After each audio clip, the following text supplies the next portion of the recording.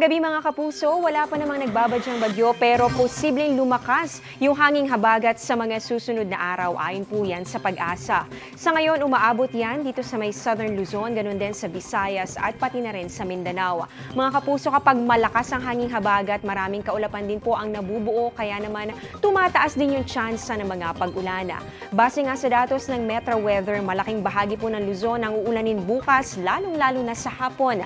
May mga matitinding ulan sa halos buong Northern at Central Luzon, ganoon din sa ilang bahagi ng Southern Luzon kasama na ang Bicol Region. Sa Visayas naman, umaga pa lang may mga kalat-kalat na pag-ulan na. Pero pagdating po ng hapon, mas malawakan na po ang mga pag-ulan. Posible yung heavy to intense rains dito yan sa Negros Provinces, ganoon din sa ilang bahagi ng Panay Island, Bohol at maging dito sa Eastern Visayas. Sa mga kapuso naman natin sa Mindanao, maulan pa rin po bukas sa maraming lugar. Mga matitinding ulan din ang inaasahan kaya maging handa pa rin po sa posibilidad ng mga pagbaha o pagguho ng lupa.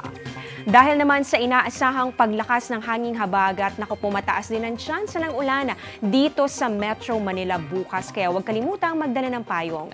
Posible pa ring ulanin ang malaking bahagi ng ating bansa pagsapit po ng Miyerkules at sa Huwebes bahagya namang mababawasan yung mga malawakang pag-ulan dito sa Visayas at ganun din sa ilang bahagi ng Mindanao. Ngayon silipin naman natin ang 3-day forecast ng Pag-asa sa ilang lungsod sa bansa. Sa Metro Manila, maulap at maulan pa rin po at malaki po yung posibilidad nga ng mga pag-ulan hanggang sa Miyerkules. Pero by Thursday, posible na unti-unting gaganda na ulit ang ating panahon. Ang temperatura 26 to 32 degrees Celsius. Sa Metro Cebu naman, generally maaliwalas ang panahon maliban na lang sa localized thunderstorms lalo na sa hapon. At sa Metro Davao, maulan pa rin bukas pero posibleng mabawasan na po ang mga pag-ulan pagsapit ng Miyerkules at ganun din sa Huwebes. At yan ang latest sa lagay ng panahon. Ako si Amor La Rosa. Ito ang GMA Integrated News Weather Center.